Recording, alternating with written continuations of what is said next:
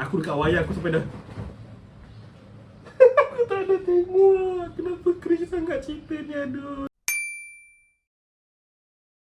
Assalamualaikum warahmatullahi wabarakatuh. What is up my good people? Okay, kembali lagi ke review movie bersama Hadi Abdul Hamid di YouTube channel Hadi Abdul Hamid. Okay, basically dah agak lama jugalah aku tak buat review yang aku sendiri buat. Kalau tak sebelum-sebelumnya aku menggunakan review-review daripada Buzzpop. Tapi untuk filem lokal-lokal biasanya aku akan specialisekan untuk video review yang agak lebih panjang sikit supaya aku boleh macam bagi tahu apa yang aku suka dan apa yang aku tak suka berkenaan movie yang aku dah tonton. Okey, hari Sabtu lepas pada tarikh 20 hari bulan 5 aku decide untuk pergi menonton filem Anwar The Untold Story sebab aku pasti filem ni akan menjadi satu filem yang akan dibualkan oleh orang ramai dan aku tak naklah nanti untuk aku memberi komen tentang filem ni tapi aku tak tonton lagi. So aku lebih prefer untuk aku nak tonton dulu filem tu. Seeloknya memang macam itulah, kita kena tonton dulu kan filem tu baru kita boleh judge, baru kita boleh bagi komen apa semua kan. Tak boleh lah macam kita just nak assume saja cerita ni macam ni, macam ni, macam ni. Lagi pula cerita ni berkenaan dengan satu figura politik yang sangat kontroversi di Malaysia dan sekarang merupakan seorang Perdana Menteri ke-10 di Malaysia ini. Jadi aku harap tak adalah macam orang-orang bias, orang-orang ataupun penyokong dia ataupun orang yang anti pada dia looking forward untuk aku memberikan political view aku terhadap filem ni. Tak ada. Ni yang memang just macam movie review, bukannya aku nak cerita pasal apa berkaitan politik yang aku suka ke tak suka ke dalam watak, dalam karakter ataupun pada sosok figura Anwar Ibrahim ni. Tak ada memang tak ada. Ini bukan channel politik. Kalau pergi channel politik boleh jadi channel-channel politik yang lain. So okay, kita start dengan sinopsis dulu untuk filem Anwar The Untold Story ni. Aku akan bacakan sikit daripada sinopsis dari Wikipedia. Filem ini mengisahkan mengenai jatuh bangun perjuangan Datuk Seri Anwar Ibrahim dalam dunia politik, terutama melawan rasuah. Filem yang diusahakan sejak Ogos 2011 ini telah siap dan sedia untuk ditayangkan. Set masanya ialah dari tahun 1993 sehingga September tahun 1998. Diolah dari kisah sebenar. Alur ceritanya adalah mengenai sikap Anwar yang tegas dan konsisten menolak pelbagai jenis imbuhan dan wang tunai dari pihak-pihak tertentu. Juga bagaimana dia enggan menggunakan wang rakyat untuk membelot syarikat anak pemimpin tertentu yang kerugian berbilion ringgit. Kerana itu dia difitnah dengan sebuah konspirasi besar, dipecat, dipukul secara brutal dalam lokap dan dibiarkan tanpa rawatan perubatan hingga beberapa hari. Dari seorang menteri kewangan terbaik yang berjaya membebaskan Malaysia dari belenggu hutang, akhirnya meringkuk di dalam penjara.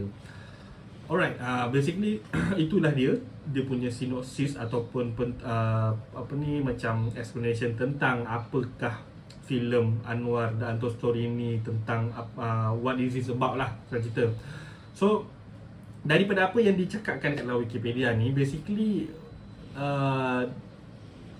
alur ceritanya adalah mengenai sikap Anwar yang tegas dan konsisten menolak rasuah. Yes, basically bagi aku itulah cerita dia. Aku personally jujur kat cerita ni, filem ni tak ada cerita pun. Dia tak ada nak cerita sangat pasal macam mana Anwar tu jadi Menteri Kewangan. Dia tak ada nak cerita macam mana Anwar dia terbabit dengan politik, macam mana Anwar join ABIN. So basically memang ikutkan, kalau sebuah biopik tu kita akan nampak cerita dia, macam mana dia waktu kecil, apa yang memotivasikan dia untuk bekerja sebagai seorang ahli politik, macam mana dia terjebak dengan politik, macam mana dia punya yalah main event sepanjang hidup dia. Tapi dalam filem tak ada sangat tau. Dia just macam tease saja, dia macam bagi background saja dia punya historical events tu. Tapi secara keseluruhannya dia nak ceritakan macam mana Anwar ni tolak rasuah.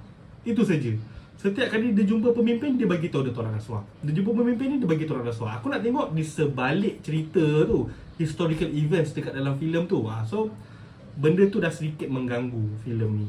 Dan overall benda yang aku nak sentuh, satu benda yang memang paling obvious lah membuatkan aku punya experience menonton dekat wayang filem ni sangat terganggu, which is the transition editing. dia punya editing, kalau editing kita tahu editing is the overall lah kan, macam dia punya looks filem ni, dia punya kalau CGI lah apa benda semua kan. Tapi yang ini editing yang langsung ni adalah transition dari babak ke babak yang ibarat sebuah slideshow. Slideshow presentation yang macam pap dia senang cerita macam tiba. Dia tiba macam ni, tiba pergi babak ni. Mula-mula kau tengah kat babak ni, babak macam present time. Tiba-tiba pap dekat terus flashback. Dia macam kau tak tahu tau. Kau tu macam rasa macam tiba-tiba dia pergi sini, dia pergi sini. Dia punya lompat tu macam tak berapa cantik. Bukan tak berapa cantik, memang tak cantik langsung.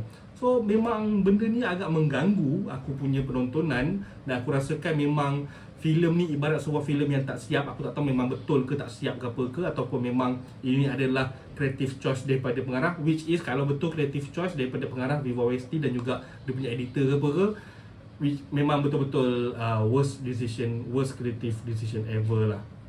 Tapi itulah, aku tak rasa ni creative decision. Aku rasa maybe ada campur tangan daripada studio ke apa ke yang nak sangat filem ni cepat siap. Itulah yang menjadikan editing filem ni sangat-sangat hancur. And then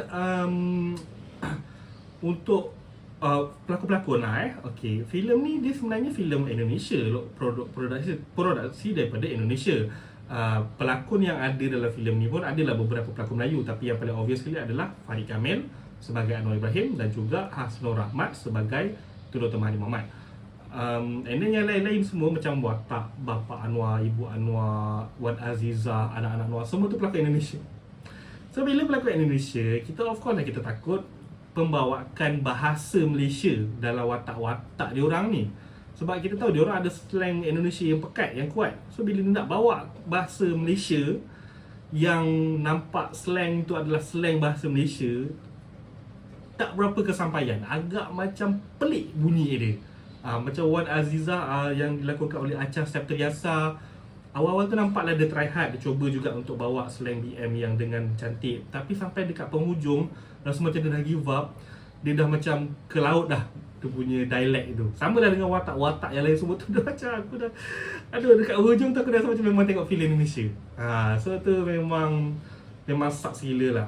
And then Farid Kamil sendiri pun, dia walaupun ramai, adalah juga beberapa orang yang puji dia macam betul-betul ikut style Anwar kan. Tapi tak tahu, aku tak rasa dia betul-betul dapat capture semangat Anwar yang kadang-kadang kalau kita tengok Anwar ni kalau melalui televisyen semua, dia sangat berapi-api kan.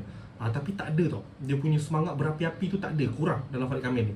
Dia punya sendiri jiwa reformasi dalam Farid Kamil ni tak kuat lah. So dia maybe kena research lebih sikit untuk watak Anwar Ibrahim ni. And then macam Acha tadi aku kata, okay, tu satu dia punya dialect kan. Tapi ramai juga kata yang Acha carried the movie, which is aku rasa taklah sangat pun. Dia beremosi melalui air mata. Tapi babak air mata tu macam mengganggu sebab kau tak feel the emotion dekat dalam babak tu. Dan bila Acha beremosi, feeling tu tak sampai lah kat kita. So aku tak tahu, memang Acha dia tak carried the whole film.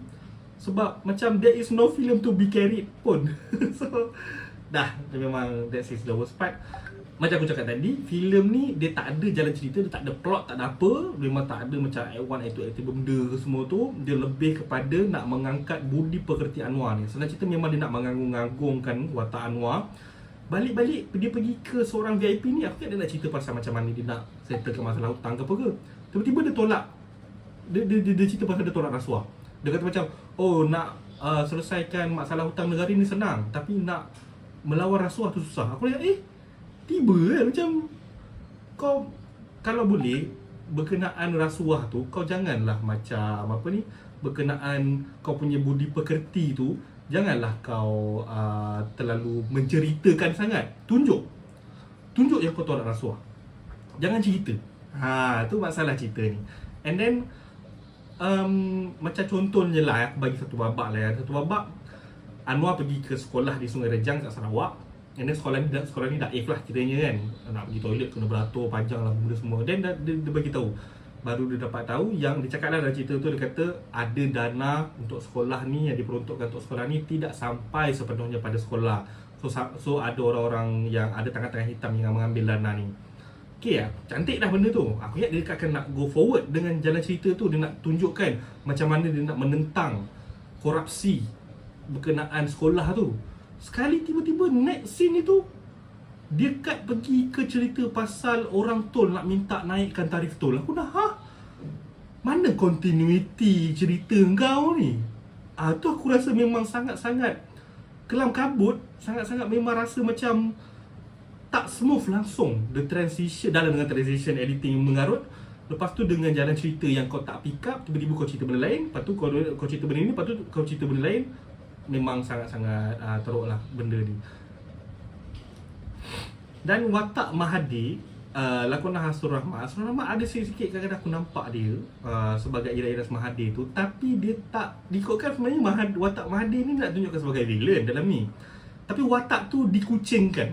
Apa maksud aku dikucingkan? Dia macam Mahathir ni ditunjukkan sebagai seorang yang takut pada Anwar. Maybe betul dia takut pada Anwar, tapi ada satu scene tu nampak macam dia kecut gila dengan Anwar bila Anwar macam marah dia kan. So kau tak nampak Mahathir yang macam wise, Mahathir yang macam ada satu karisma ke apa ke.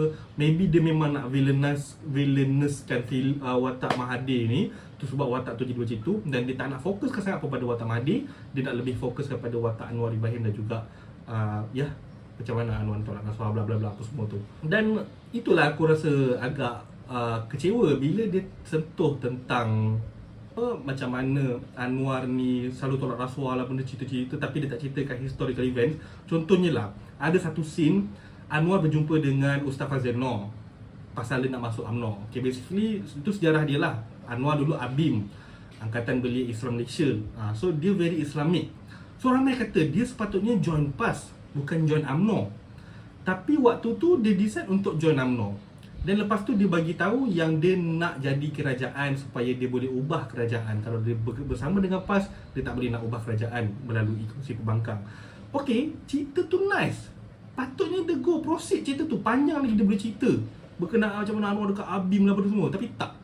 Aku suka benda-benda tu kalau dia sentuh. Dan macam contohnya ada beberapa political figures dekat dalam filem ni, dia ada tunjuk. Tapi dia tak bagi tahu siapa politik figures ni. Kita kena teka. Itu Tun Daim ke? Itu Sami Value ke? Itu Tun Khalifah Baba ke? Yang ini dia banyak tau watak-watak dia tu. Dia patutnya dia kena cerita, atau mungkin dia takut nak cerita ke, dia play safe. Aku tak pastilah pasal benda tu. Dan macam aku cakap tadi, filem ni bila dia ceritakan macam mana Anwar nak tolak rasuah lah apa semua, dan dia editing yang hancur, dia jadi macam presentation. Dia jadi macam satu slideshow untuk camp-camp motivasi kanak-kanak, camp-camp motivasi pelajar-pelajar sekolah menengah dia tu. Ini adalah satu segmen tentang mengapa korang jangan makan rasuah. Dan dia cerita, this is the film. Tapi itulah, ini adalah filem yang ditunjukkan di panggung wayang, bukannya sebuah filem propaganda yang ditunjukkan kepada pelajar-pelajar sekolah ataupun universiti. So bila kau nak masuk ke propaganda dekat dalam filem, dan lepas tu propaganda tu tak jadi pula tu, aku sendiri kalau ikutkan, kalau aku ni adalah seorang penyokong Anwar, aku rasa malu dengan filem ni. Sebab filem ni bukan macam nak mengangkat Anwar, tapi dia macam nak mengagung-agungkan sampai membuat orang menyampah. So aku tak tahu. Kalau aku tengok, kalau aku sebagai penyokong, aku akan cringe. Lagi-lagi pula ada satu babak di mana Anwar dia menyanyi lagu Oh Nonaku Azizah, dengan Azizah kan peluk-peluk gitu kan. Oh man, that scene memang cringe worthy. Memang memberikan aku second hand embarrassment. Aku dekat wayang aku sampai dah aku tak ada tengok. Kenapa cringe sangat cerita ni, aduh.